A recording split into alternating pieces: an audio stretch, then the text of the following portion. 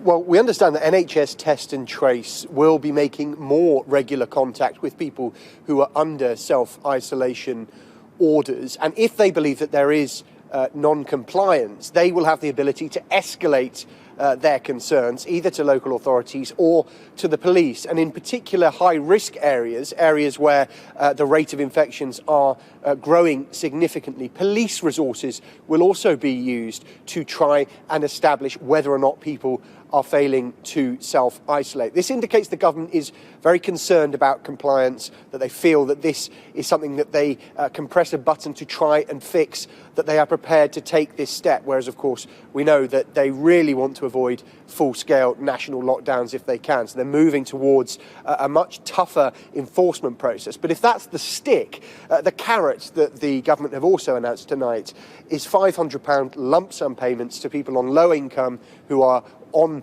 benefits, in receipt of benefits, and who are unable to work from home. This all applies to England only at this stage, and that will be administered by local authorities. The response from the Local Government Association is to say that they welcome this, but they really want to see the detail, and it's going to be very hard for local councils to get these systems up and running by the 28th of the month, which is when all of this comes into effect. And we've had a response as well from the Shadow Chancellor, Annalise Dodds, and she says, "We welcome this belated introduction of extra support, but it shouldn't have taken months for the penny to finally drop that people on low incomes needed more help. This payment depends on test and trace working, so it's vital that the government sorts it out and everyone who needs a test can get one quickly." It has, of course, been something that people like the Mayor of Greater Manchester, Andy Burnham, and other groups have raised consistently, that people will only self-isolate if they are financially able to. The government have taken a step towards that with this announcement, but I think we can expect some scrutiny about whether it goes far enough.